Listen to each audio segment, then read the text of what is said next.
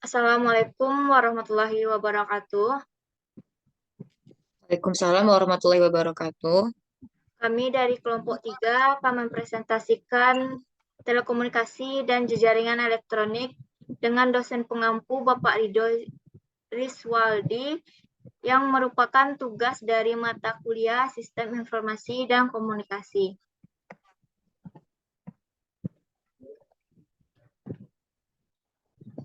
Untuk anggota kelompok kami sendiri yaitu ada Rizda Manda Putri, ada Ezi Rahmadani, dan saya sendiri Selvi Harnianti.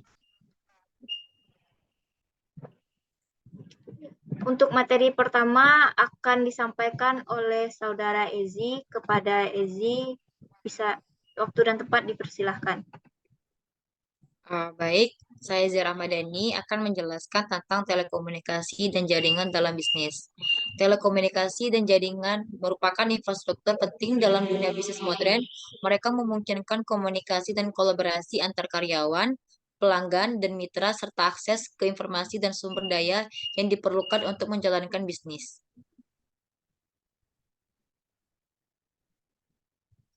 Peran telekomunikasi dan jaringan terbagi menjadi beberapa.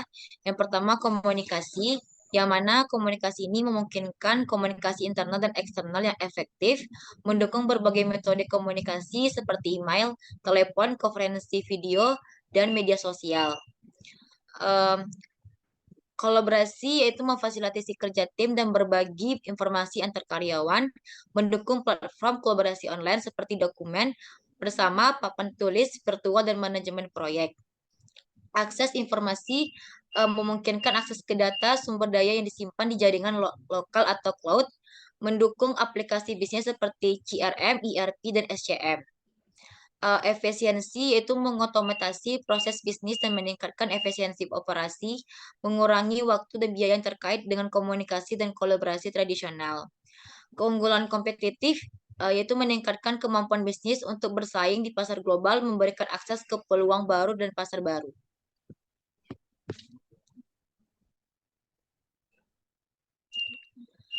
Jenis-jenis jaringan jaringan bisnis itu terbagi menjadi beberapa. Yang pertama local area network atau LAN, yang kedua wide area network atau WNN, yang selanjutnya virtual private network dan cloud computing.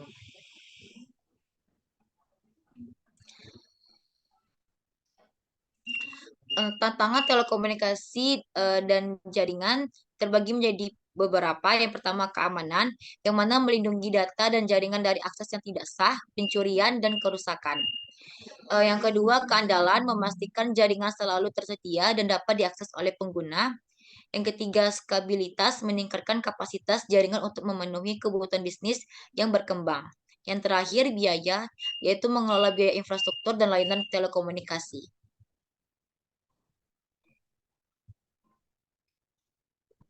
Solusi telekomunikasi dan jaringan terbagi lagi menjadi empat. Yang pertama, penyedia layanan terkelola. Eh, Menyewa layanan telekomunikasi dan jaringan dari penyedia pihak ketiga. Jaringan software definite mengelola jaringan secara terpusat dan dinamis menggunakan perangkat lunak. Solusi cloud menghosting aplikasi dan data bisnis di cloud. Yang terakhir, teknologi nirkabel meningkatkan mobilitas dan konektivitas karyawan.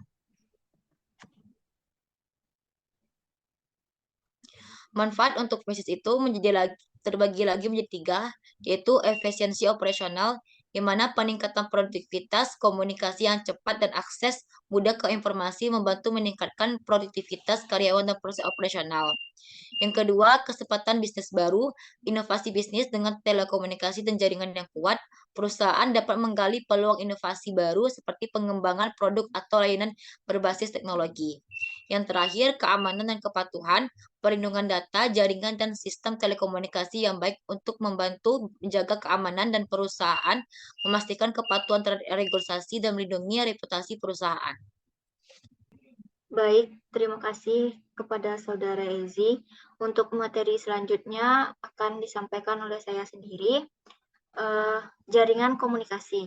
Jaringan komunikasi adalah suatu sistem yang terdiri dari beberapa perangkat yang saling terhubung satu sama lain untuk tujuan mengirim dan menerima data atau informasi.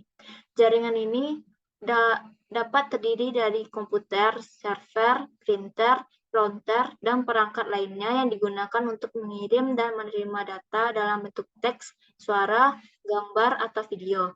Dalam jaringan komunikasi, data dikirim melalui kabel, serat optik, atau melalui sinyal nirkabel. Tujuan jaringan komunikasi sendiri yaitu memungkinkan berbagi data dan sumber daya antara perangkat yang terhubung. Dengan adanya jaringan komunikasi, pengguna dapat berbagi file, mencetak dokumen, dan mengakses internet. Selain itu, jaringan komunikasi juga memungkinkan pengguna untuk mengakses data atau informasi dari jarak jauh tanpa harus berada di tempat fisik yang sama. Selanjutnya, fungsi jaringan komunikasi. 1. Komunikasi. Untuk memungkinkan komunikasi antar dua atau lebih perangkat atau pengguna. 2. Berbagi sumber daya. Jaringan komunikasi memungkinkan menggunakan pengguna untuk berbagi sumber daya seperti printer, scan, data, dan aplikasi. Hal ini membuat karyawan atau pengguna di berbagai lokasi dapat mengakses sumber daya yang sama, sehingga meningkatkan produktivitas dan efisiensi. Selanjutnya yaitu akses informasi. Memungkinkan akses mudah dan cepat ke informasi dan sumber daya yang tersimpan dalam database atau server jaringan. Hal ini memungkinkan pengguna untuk mendapatkan akses ke informasi yang dibutuhkan dari mana saja dan kapan saja. Selanjutnya, pemantauan dan pengendalian. Digunakan untuk memantau atau mengendalikan proses bisnis dan teknologi yang terhubung ke dalam jaringan. Hal ini membuat proses bisnis lebih struktur dan terkontrol. Yang terakhir yaitu keamanan. Jaringan komunikasi juga memainkan peran penting dalam keamanan informasi, sepertinya dengan menggunakan teknologi enkripsi dan protokol keamanan.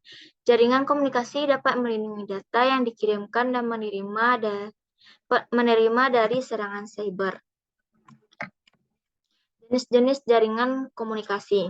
Terdapat beberapa jenis jaringan komunikasi yang umum digunakan, antara lain jaringan LAN atau Local Area Network, yaitu jaringan komunikasi yang terbatas pada area lokal seperti kantor, sekolah, atau gedung tertentu. Jaringan ini biasanya menggunakan kabel untuk menghubungkan perangkat-perangkat yang ada dalam area tersebut. Jaringan ini memungkinkan pengguna untuk berbagi sumber daya seperti printer, file, dan koneksi internet. Selanjutnya ada jaringan WAN atau Wide Area Network, yaitu jaringan komunikasi yang mencakup area yang lebih luas seperti kota, negara, atau bahkan dunia. Jaringan ini menggunakan infrastruktur yang lebih kompleks seperti kabel, serat optik, satelit, atau sinyal. Contohnya jaringan WAN yang terkenal adalah internet. Selanjutnya jaringan WLAN atau Wireless Local Area Network, yaitu jaringan komunikasi tanpa kabel yang menggunakan teknologi Wi-Fi. Jaringan ini memungkinkan pengguna untuk terhubung ke internet atau berbagi data antar perangkat dengan menggunakan sinyal nirkabel. Contohnya seperti kafe, rumah, atau tempat umum lainnya. Selanjutnya jaringan MAN, Metropolitan Area Network, yaitu jaringan komunikasi yang mencakup area perkotaan dan metropolitan. Jaringan ini biasanya digunakan oleh perusahaan atau institusi yang memiliki beberapa lokasi di dalam kota yang sama.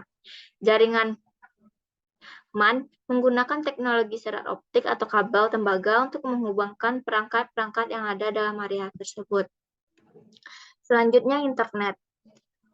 Internet adalah jaringan komputer global yang terhubung menggunakan standar protokol internet yang terdiri dari jutaan server, komputer, router, switch, dan perangkat lain yang saling terhubung dan terorganisasi dalam sistem global. sehingga memungkinkan berbagai jenis perangkat dan sistem komputer untuk berkomunikasi dan berbagi informasi secara efisien dan efektif di seluruh dunia. Yang terakhir yaitu Wi-Fi, yaitu sebuah teknologi jaringan nirkabel yang memungkinkan perangkat elektronik untuk terhubung ke jaringan internet atau jaringan lokal menggunakan gelombang radio. Wi-Fi memungkinkan pengguna untuk terhubung ke internet tanpa menggunakan kabel, sehingga lebih fleksibel dalam hal pergerakan dan penempatan perangkat. Penggunaan Wi-Fi dapat ditemukan di banyak tempat seperti rumah, kantor, kampus, bandara, hotel, dan tempat umum lainnya. Baik, selanjutnya materi akan disampaikan oleh Amanda. Kepada Rizda Amanda, disilakan. Baik, terima kasih moderator. Saya Rizda Amanda akan mempresentasikan materi ketiga, yaitu mengenai internet, extranet, dan intranet. Internet, extranet, dan intranet ini merupakan 3 jenis jaringan komputer yang digunakan dalam konteks berbeda untuk menghubungkan perangkat dan memberikan akses ke informasi. Internet merupakan jaringan global terbesar yang menghubungkan jutaan perangkat di seluruh dunia. Internet digunakan untuk mengirim dan menerima data melalui protokol standar seperti Transmission Control Protocol atau Internet Protocol. Internet memberikan akses ke berbagai layanan dan sumber daya, termasuk situs web, email, media sosial, dan banyak lagi. Internet biasanya diakses melalui penyedia layanan internet menggunakan koneksi kabel, Wi-Fi, atau teknologi nirkabel lainnya. Lalu, extranet merupakan jaringan pribadi yang memperluas akses ke sumber daya internal perusahaan ke pihak eksternal tertentu, seperti pemasok, mitra bisnis, atau pelanggan. Extranet menggunakan teknologi internet untuk memfasilitasi komunikasi dan pertukaran data dengan pihak eksternal, tetapi membatasi akses hanya kepada mereka yang memiliki izin atau kredensial yang sesuai. Ini memberikan cara aman bagi organisasi untuk berbagi informasi dengan mitra eksternal tanpa membuka akses ke semua informasi internal kepada publik. Lalu yang terakhir, intranet. Intranet merupakan jaringan internal pribadi yang digunakan oleh organisasi atau perusahaan untuk berkomunikasi, berkolaborasi, dan berbagi informasi secara internal. Intranet umumnya tidak dapat diakses oleh publik dan hanya dapat diakses oleh karyawan atau anggota organisasi yang memiliki akses yang sah. Ini adalah alat yang kuat untuk mengelola dan menyebarkan informasi internal, termasuk dokumen, kebijakan, prosedur, dan berita, serta menyediakan platform untuk kolaborasi tim dan komunikasi internal. Intranet seringkali menggunakan teknologi internet, tetapi memiliki lapisan keamanan tambahan untuk melindungi informasi rahasia perusahaan. Next.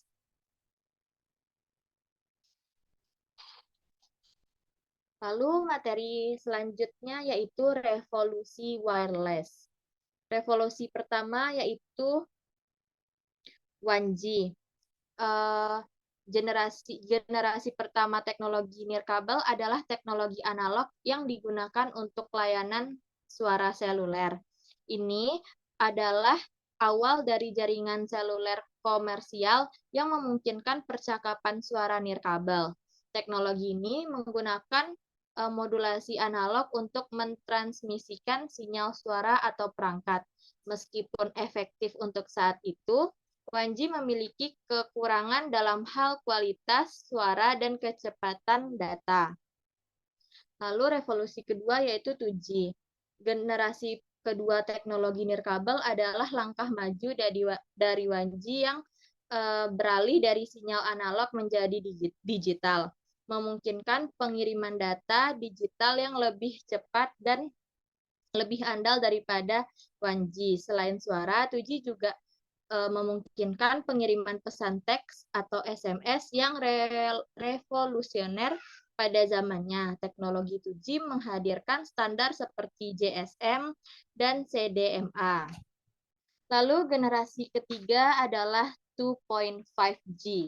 Generasi ini adalah tahap transisi antara 2G dan 3G yang menghadirkan beberapa kemampuan data lebih lanjut dibandingkan 2G. Ini memungkinkan pengiriman pesan teks, suara, dan grafis terbatas.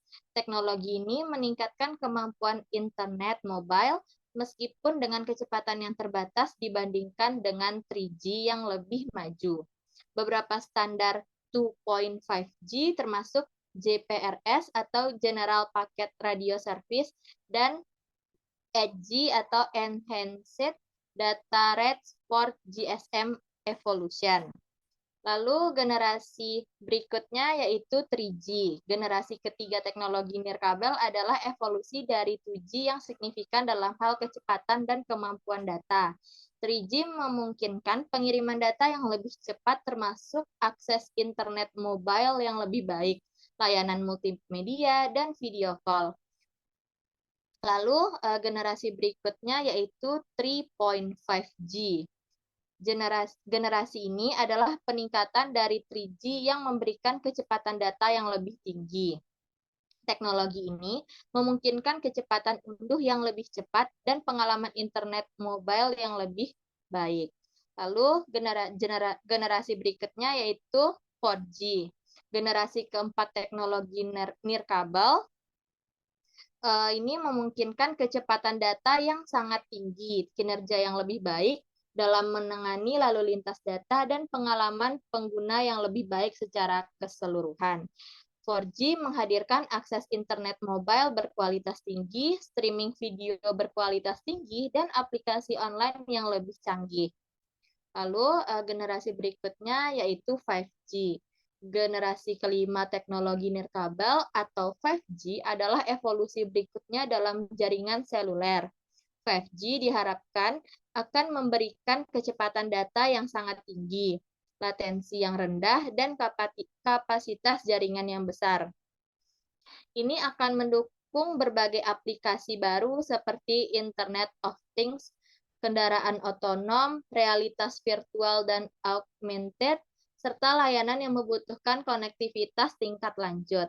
Teknologi 5G diharapkan untuk memainkan peran kunci dalam mengubah cara kita berinteraksi dengan teknologi dan menyediakan solusi inovatif untuk berbagai industri. Sekian, saya kembalikan ke moderator.